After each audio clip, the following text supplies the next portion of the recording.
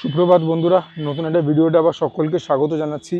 এখনও বার্নপুরেই আছি, কয়েকদিনের মধ্যে কলকাতায় ফিরে যাব, বাট এখনও বার্নপুরেই আছি। আর আজকে সকালটা শুরু করছি বার্নপুরের অতি বিখ্যাত জাগ্রত বড় শিবস্থানে পুজো দিয়ে। বলতে পারো বার্নপুরে বাড়ি মদনের পরেই সবথেকে পপুলার বা সবথেকে বিখ্যাত মন্দির এটাই, বড় শিবস্থান। একটা ছোট শিবস্থানও আছে, বাট আজকে বড় শিবস্থানেই পুজোটা দেবো। আশা করি সকলে ভালো আছো, সুস্থ আছো। একটা ভালো ভিডিও তোমাদের সামনে প্রেজেন্ট করতে পারবো। Hopefully you guys are going to enjoy it. ছোটোবেলায় অনেক এসছি বাড়ির লোকজনদের সঙ্গে, তারপরে বড়োবেলাতেও এসছি, একাও এসছি। তোমাদের সঙ্গে আজকে শেয়ার করতে পেরে ভালো লাগছে ছোটোবেলার স্মৃতি। অনেকখানি খোলা প্রাঙ্গণ, এরকম ব্যাপার স্যাপার তো মানে কলকাতাতে আশা করাটাই একটা মানে কি বলবো ধৃষ্টতা। কতটা বড় কম্পাউন্ড নিয়ে করেছে দেখো, এতটা খোলা জায়গা। আর সবুজ তো একদম কম্পালসারি বার্নপুরে। জানি না কতটা বুঝতে পারছো, ভেতরে বজরংবলীর একটা বিগ্রহ, মহাদেবের এখানেও একটা বিগ্রহ রয়েছে। মেন মন্দির হচ্ছে এইটা।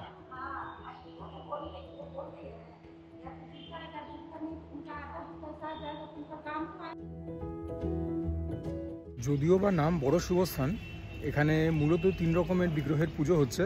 একটা হনুমানজি যেরকম দেখেছিলাম বজরংবলী, তারপরে রাধাকৃষ্ণ আর ভোলে বাবা। আমি ভেবেছিলাম যেহেতু নাম বড় শিবস্থান বোধহয় শুধুমাত্র বা মেন মন্দিরে বোধহয় শুধুমাত্র মহাদেবের পুজো হয়, বাট সেটা ঠিক নয়। তো আমি অলরেডি পুজো দিয়ে দিলাম। আর এই মানে একবার নিবেদনে চড়ানো প্রসাদ তো অন্য কাউকে দেওয়া যায় না, তো মহাদেবের পুজোটা মুলতুবি রইল। সেটা দেখি বাড়ি মদনে গিয়ে দিয়ে দেবো হয়তো কালকে। সেইয়া, তবে জায়গাটা অসাধারণ লাগছে, কি বলো? চারিদিকের একবার সিনারিটা দেখো, অপূর্ব।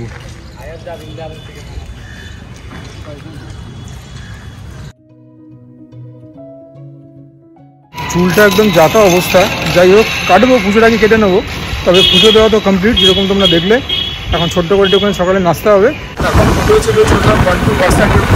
চলো সামনের এই দোকানটাতে গরমা গরম কচুরি জিলিপি খাবো, ভাজাও হচ্ছে। একদম গরমা গরম কচুরি, আলু ছোলার তরকারি। জিলিপিগুলো জাস্ট মার্ভেলাস হয়, সবগুলোই 7 টাকা করে। ভেতরে পুর ফুল ভালো দেওয়া থাকে, টেস্টি হয় খেতে। সুন্দর পুর ফুল দেওয়া রয়েছে। কচুরিটা এমনি খেতেও ভালো, বা তরকারি দিয়ে খাই। এরা তরকারিতে মাঝে মধ্যে পনির দেয়, মাঝে মধ্যে দেয় না। ছোলা ফোলা দিয়ে বানানো, ছোলা খুব একটা পছন্দ করি না, ঠিক আছে। খেতে কচুরিটা ঠিকঠাক নুন আছে, ঝাল খুব একটা নেই। তবে বেসিক্যালি বলতে পারো আলু ছোলার একটা ঝোল। কেননা খুব একটা আলুও তো দেখতে পাচ্ছ না, আমিও পাচ্ছি না। আর ঝোলই রয়েছে, ছোলা রয়েছে, এই হচ্ছে ব্যাপার। স্বাদ ঠিকঠাক আছে, টেস্টি। জিলিপিগুলো হেভি বানায়, এগুলো 7 টাকা করে। জিলিপিগুলো নেক্সট লেভেল, জিলিপিগুলো মাঠে বাড়ি চপ্পা, টাটকাতে বেশি নয়, আমরা পরে সস্তা। এর থেকেও যে জিলিপি দেওয়া জল খাবার কিছু হতে পারে, এরকম জিলিপি চুপচুপচিও। এখানে আশাই স্টক এরকম জিলিপি আমি খেয়েই চলেছি। সো গুড, জিলিপিটা একদম মার্ভেলাস। জিলিপি আর কচুরি, এটা তো অমন জুটি। কচুরি জিলিপি নিয়ে খুব একটা বাঙালি দেখে রিসার্চ করতে শুনবে না।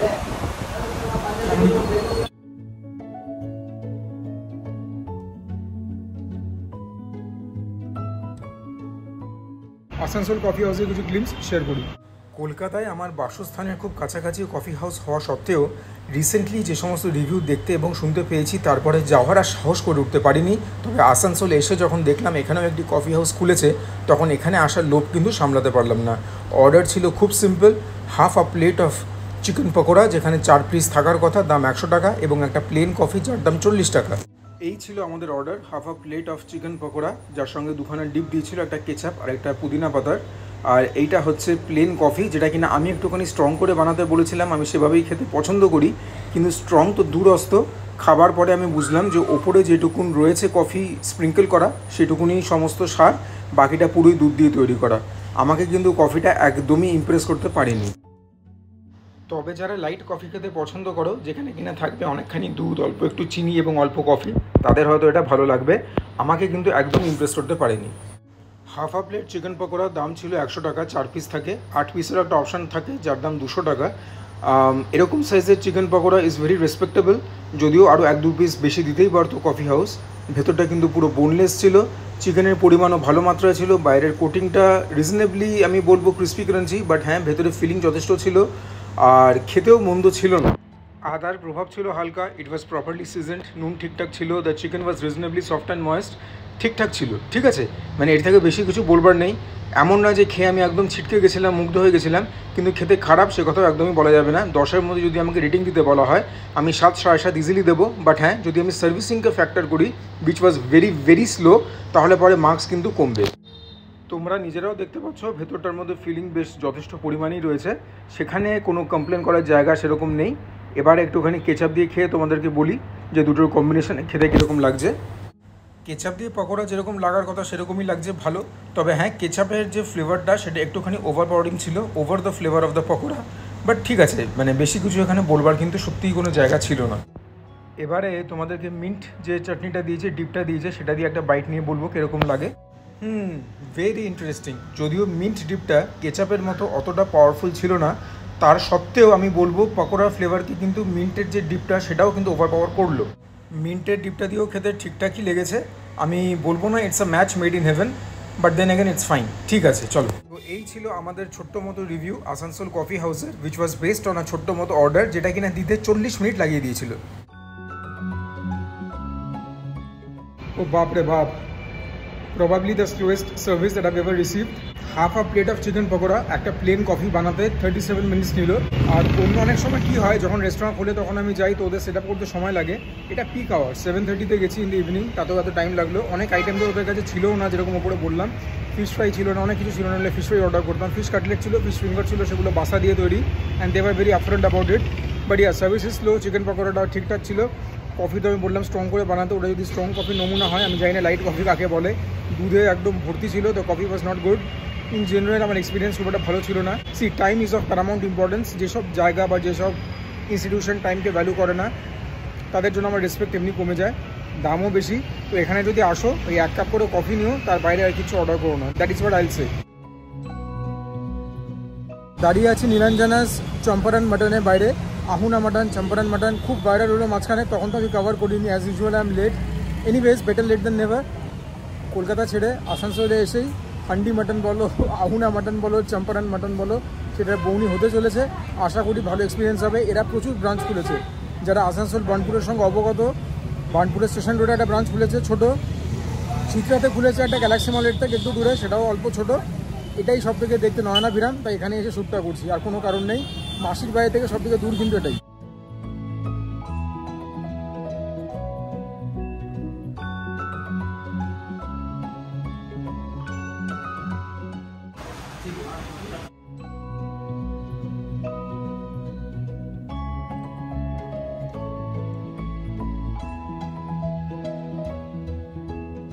হাইট অফ আনপ্রফেশনালিজম ভাবো, ভগৎ সিং মোড়ে যে নীলাঞ্জনাস চম্পারন মাটন রয়েছে, সেখানে গতকাল গিয়ে কথা বলে এসেছিলাম যে আজকে আসবো, যাতে করে কিনা অ্যারেঞ্জমেন্ট ঠিকঠাক থাকে। আজকে গিয়ে দেখি ওখানে ইনফ্রাস্ট্রাকচার ওয়াইজ কিছু কাজ হচ্ছে, বিশাল আওয়াজ, ড্রিলিং মেশিন চলছে। যে ভদ্রলোক মেন ক্যাশে বসেন, উনি ওনারও হতে পারেন, ম্যানেজারও হতে পারেন, উনি বললেন ওনার কাছে নেই কোনো ইনফরমেশন ছিলই না। অজ্ঞতা, যেটা চিত্রা মোড়ে আছে গ্যালাক্সি মলের পাশে, সেখানটাতেই এলাম, এখানেই খাবো। এই হচ্ছে আমাদের নীলাঞ্জনাস চম্পারন মাটন। এখানে 250 গ্রাম আছে, 4 পিস, দাম 300 টাকা, 1200 টাকা কিলো। যখন বানাচ্ছিল তখন তো খুব ভালো অ্যারোমা পাচ্ছিলাম। Now let's test this. এটাকে খাওয়ার জন্য তন্দুর রুটি নিয়েছি, প্লেন অ্যান্ড সিম্পল। যে পেঁয়াজ দিয়েছে ওগুলো এমনি পড়ে থাকবে। তন্দুর রুটিটা কিন্তু খুবই সফট, 2 আঙুলে ছিঁড়ে আসছে। তো তন্দুর রুটি নিয়ে আই এম ভেরি হ্যাপি। দেখা যাক গ্রেভিটা কীরকম বানিয়েছে। গ্রেভিটা কালার দেখতে পেয়েছো? তোমাদেরকে মাটন তো দেখাতেই হবে, সেটার জন্য এখানে আসা। বাট ঝোলটাও একবার দেখে নাও। This is how thick the gravy is. তেলটা ভেসে আছে, খুব সুন্দর গরম মশলা আর একটা অ্যারোমা পাচ্ছি আমি। দেখা যাক কীরকম খেতে হয়েছে। The test lies in the pudding guys, খেয়ে বোঝা যাবে। বেশ ভালো খেতে, একদমই রিচ নয়, ঝাল নয়, well seasoned, properly balanced, it's very good. তোমরা বলবে আমি কী কথা বলছি, তেল ভেসে আসছি, but it still not rich. খুব একটা স্পাইসি নয়, যখন আমি বলছি খুব একটা রিচ নয়, ইটস নট ভেরি স্পাইসি। তেলটা হয়তো একটুখানি বেশি দেখতে লাগছে, বাট ট্রাস্ট মি খুব একটা রিচ নয় খেতে, ইটস গুড। আর যখন তন্দুর রুটি দিয়ে খাচ্ছি ফ্লেভারটা কিন্তু এনহ্যান্সিং হচ্ছে। এদের এখানে অনেক কিছু পাওয়া যায়, পোলাও, বিরিয়ানি ফিরিয়ানি, বাট এই মুহূর্তে কিছুই অ্যাভেলেবেল নয়। আর এখন 7টাও বাজিনি, so that is saying something. এটা পিক টাইম, এখন যদি সব আইটেম না পাওয়া যায় আর কখন পাওয়া যাবে। রুটি আছে এই মুহূর্তে, নান রয়েছে, I chose tandoor roti. So as far the gravy goes, ঝোলটা ভালো খেতে। এবারে তো আসল পরীক্ষা, যে মাটনটা কীরকম হয়েছে সেদ্ধ। বাহ, সুন্দর সেদ্ধ, 2 আঙুলে ছিঁড়ে আসছে। Quality is reasonably good. এটা পিঙ্কিশ হিউ রয়েছে বাট খুব হালকা, তো একদম প্রাপ্তবয়স্ক খাসি তো নয়। মাটনটা রিজনেবলি সফট আর ময়েস্ট, নাথিং টু কমপ্লেন, ভালো খেতে। দেখো তোমাদেরকে আবার দেখাচ্ছি, 2 আঙুলে টানছি, বেরিয়ে তো আসছে। সো খুব একটা নালিশ করার জায়গা নেই, দ্য প্রিপারেশন ইজ গুড। খেয়ে ছিটকে যাওয়ার মতো কিছু না, বাট খারাপ তো একেবারেই না, ঠিক আছে, খারাপ একেবারেই বলা যাবে না। আর গ্রেভি টেভি দিয়ে বেশ সুন্দর বানিয়েছে। একটা নতুনত্ব ইটিং এক্সপিরিয়েন্স তোমাদের সঙ্গে শেয়ার করতে পারছি, ফিলিং ভেরি লাকি। মাটন দিয়ে খেলাম, ফ্লেভারটা তো অল্প হলেও এলিভেট হলো এখান থেকে এখানে। একটা খুব সুদিং এক্সপিরিয়েন্স আছে খাবারটা খাবার মধ্যে, যেহেতু রিচ না, তোমরা অনেকখানি খেতেও পারবে, and it is not going to be very heavy on your palate. Eating experience কিন্তু ভালো হচ্ছে। এখানে অর্ডার তো সিম্পলই ছিল, তো দেখাবার তো বিশেষ কিছু নেই, বাট ইয়া প্রথমবার জীবনে হান্ডি মাটন খাচ্ছি, বিহারের এত ঐতিহ্যবাহী একটা ডিশ, ইটস গুড।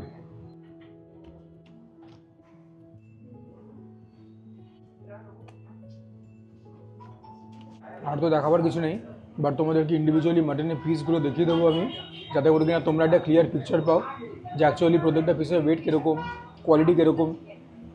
আর যে হতাশা নিয়ে, যে ডিসঅ্যাপয়েন্টমেন্ট নিয়ে ভগৎ সিং মোড় থেকে চিত্রাতে এসেছিলাম খাবারটা খেয়ে, সেটা ভুলে গেলাম। বারবারই একটা কথা বলি না, যখন খাবার কথা বলে বাকি সব কিছু কিন্তু চাপা পড়ে যায়। এই হচ্ছে মাটনের সেকেন্ড পিস।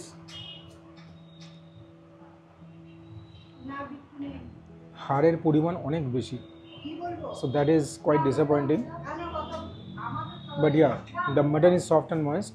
মাটনের থার্ড পিস, সেকেন্ড পিসে কিন্তু মাংস সেরকম ছিলই না, এটাও একটা হাড় বিশিষ্ট পিস, প্রত্যেকে মাংস কেনে এরা কে জানে। মাটনগুলো ঠিকঠাক সেদ্ধ হয়েছে, কুক ঠিকঠাক হয়েছে, বাট যে পিসগুলো দিয়েছে I am not happy at all. রান্না ঠিকঠাক হয়েছে, বাট মাটনের পিসগুলো বাজে। Fourth and final piece,